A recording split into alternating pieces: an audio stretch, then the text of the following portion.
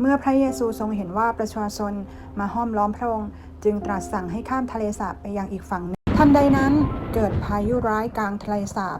คลื่นซัดท่วมเรือแต่พระเยซูบรรทมอยู่